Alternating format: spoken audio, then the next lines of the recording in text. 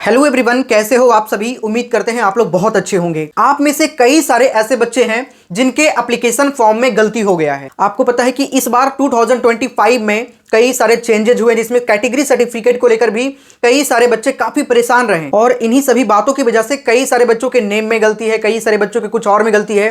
तो अगर आपके एप्लीकेशन फॉर्म के अंदर कोई सा भी किसी भी पार्ट में गलती है तो आपके लिए आज का वीडियो बहुत इंपॉर्टेंट होगा।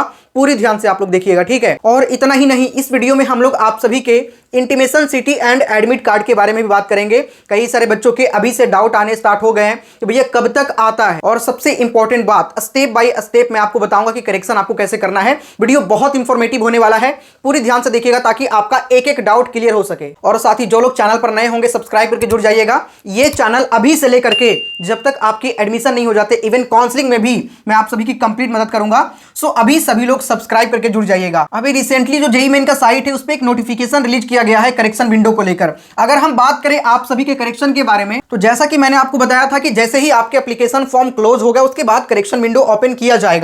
आप देख सकते हैं 27 और 28 ये 2 दिन का टाइम मिला है। मतलब 26 तारीख के सुबह ओपन हो जाएगा और 27 तारीख के रात 11:50 पर आपकी करेक्शन विंडो जो है वो क्लोज हो जाएगा, ठीक है। तो मतलब आप कह सकते हैं कि 2 ही दिन का टाइम है, 26 तारीख को और 27 तारीख को, ये 2 ही दिन का टाइम है। इस वजह से आपको पहले से जानना बहुत जरूरी है कि आखिर करेक्शन कैसे करना है और करेक्शन किस किस पार्ट के अंदर हम कर सकते हैं, ठीक है। वीडियो के साथ पूरी बने रहिए। हम एक एक चीज पर डिस्कस करेंगे कि आप किस किस पार्ट के अंदर करेक्शन कर पाएंगे और किस किस पार्ट के अंदर करेक्शन नहीं कर पाएंगे, और साथ ही करेक्शन कैसे करना और एडमिट कार्ड कब तक जारी किया जाएगा, ठीक है। वीडियो के साथ पूरी बने रहिएगा। लेकिन उससे पहले आप सभी के एक बड़ी इंपॉर्टेंट डाउट का सॉल्यूशन कर दूं। आप में से ही कई सारे बच्चों के कमेंट आते हैं, भैया प्रीवियस ईयर कहां से करें, प्रैक्टिस कहां से करें, क्योंकि आपको पता है कि एग्जामिनेशन है नजदीक, 2 महीने का टाइम बच रहा है और इन 2 महीने में आपको प्रीवियस ईयर क्वेश्चन अच्छे से करके जाना ही चाहिए, क्योंकि सिमिलर लेवल के क्वेश्चन भी आपको कई सारे देखने को मिलते हैं। उसके साथ ही कैसे टाइम मैनेजमेंट करना है, इन सभी चीजों के बारे में आपको पता चलता है। तो इसके लिए आप लोग ले सकते हैं दिशा पब्लिकेशन का 23 previous year new syllabus chapter wise JEE main solved paper, जो कि 2002 से लेकर के 2024 तक के सारे क्वेश्चन इसके अंदर आपको मिल जाएगा, जिसमें 2850 से ज्यादा मल्टीपल चॉइस क्वेश्चंस आपको मिल जाएगा। और इतना ही नहीं, पास्ट 12 ईयर का पूरा एनालिसिस आपको मिलेगा। और यहां देख सकते हैं aligned as per NCERT book, और पूरी तरीके से इसके अंदर एकदम करेक्ट सॉल्यूशन आपको मिलेगा, जिसमें आप कंटेंट देख सकते हैं बिल्कुल न्यू सिलेबस वाला है। जो रिमूव किया गया वो बिल्कुल आपको देखने को नहीं मिलेगा, ठीक है। फिजिक्स, केमिस्ट्री, मैथमेटिक्स तीनों का देख सकते हैं। सबसे इंपॉर्टेंट हमें लगता है ट्रेंड एनालिसिस, मतलब 2012 से लेकर के 2024 तक कौन से ईयर में किस चैप्टर से कितने क्वेश्चन आए हैं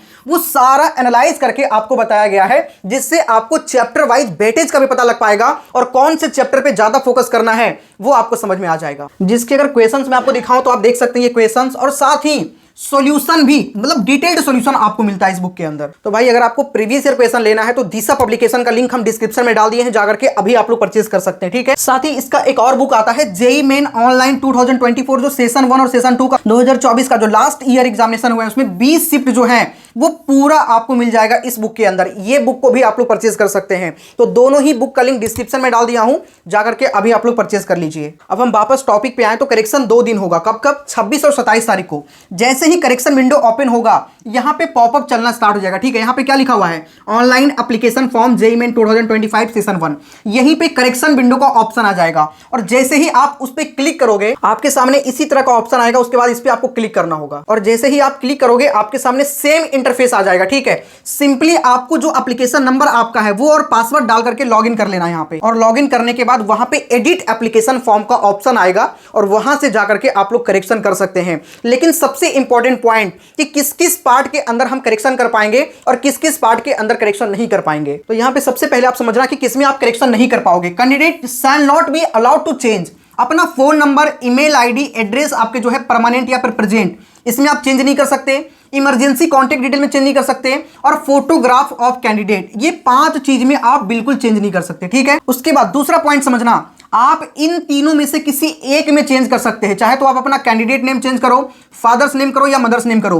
तो अगर आपके कैंडिडेट नेम और फादर्स नेम 2 गलत है या कैंडिडेट नेम और मदर्स नेम, तो आप प्रायोरिटी देना कि अपना नाम आप चेंज करो, ठीक है। क्योंकि इन तीनों में से कोई एक ही चीज में आप करेक्शन कर पाओगे। और दूसरी बात, क्या करेक्शन के लिए पैसा भी लगेगा? तो मैं आपको बताऊं, करेक्शन करने को लेकर कोई भी पैसा नहीं लगता, ठीक है। लेकिन हाँ, ऐसा हो सकता है कि मान के चलो आपने बीटेक के लिए अप्लाई किया और बीटेक के बाद आप चाहते हो कि नहीं बी आर्क और बी प्लानिंग में मुझे देना है, तो आप अगर इसको ऐड करते हो उस कंडीशन में एक नया एक्स्ट्रा पेपर आपका ऐड हुआ है, इसमें पैसा लगेगा। लेकिन अगर आपने बीटेक के लिए अप्लाई किया और सिर्फ बीटेक ही आप देना चाहते हो तो कोई भी पैसा नहीं लगेगा, ठीक है। कई सारे बच्चे बीटेक और बीआर्क दोनों अप्लाई करते हैं, तो अगर आपको ये ऐड करना होगा तभी पैसा लगेगा, और नहीं ऐड करोगे सिर्फ करेक्शन के लिए कोई भी पैसा नहीं लगता। उसके बाद में थर्ड पॉइंट है कि आप इनमें से सभी में सुधार कर सकते हो। क्लास 10 या फिर इक्विवेलेंट का डिटेल है उसमें सुधार कर सकते हैं, क्लास 12 वाला में सुधार कर सकते हैं, और पैन कार्ड नंबर, आप इन तीनों में से सभी में सुधार कर सकते हो, इसमें कोई भी कंडीशन नहीं है, ठीक है। उसके बाद सबसे important point, candidate shall be allowed to change examination cities based on their permanent and present address, जिसमें आप अपने परमानेंट या फिर प्रेजेंट एड्रेस के अकॉर्डिंग अपने एग्जामिनेशन सिटी में चेंज कर सकते हो, और मीडियम ऑफ एग्जामिनेशन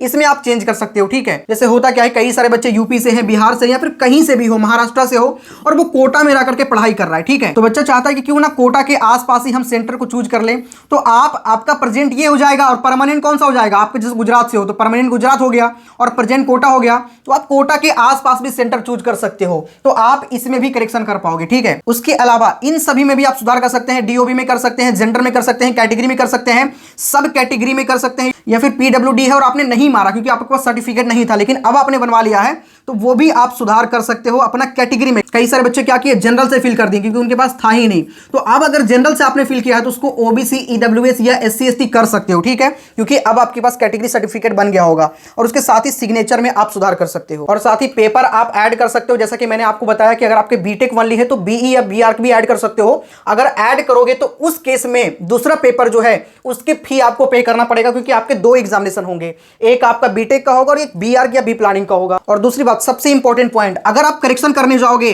तो आपको करेक्शन का मौका सिर्फ एक बार मिलेगा, ओनली वन टाइम करेक्शन। उसके बाद आपका जो है एप्लीकेशन फॉर्म फ्रीज हो जाएगा, इसीलिए ध्यान से करेक्शन करना। अगर आपके 3-4 गलती है तो एक साथ में 3-4 गलती को करेक्शन करना। ऐसा नहीं कि एक बार करेक्शन कर लिए फिर दूसरा बार कर रहे, तीसरा बार कर रहे, ऐसा नहीं, एक बार पूरे फॉर्म में करेक्ट करके सबमिट करना होगा, उसके बाद आप चेंज नहीं कर सकते, ठीक है। तो इस बात का आपको ध्यान रखना है। तो उम्मीद करते हैं कि आपको सारी चीजें समझ में आ गई होगी। बाकी अगर कोई डाउट है तो आप लोग कमेंट करिएगा, मैं उसको रिप्लाई करने का प्रयास करूंगा।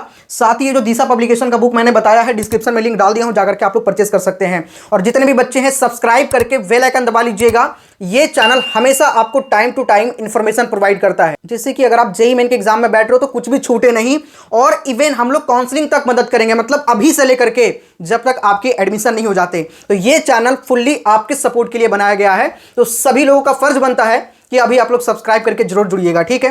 मिलते हैं नेक्स्ट वीडियो में, तब तक के लिए जय हिंद।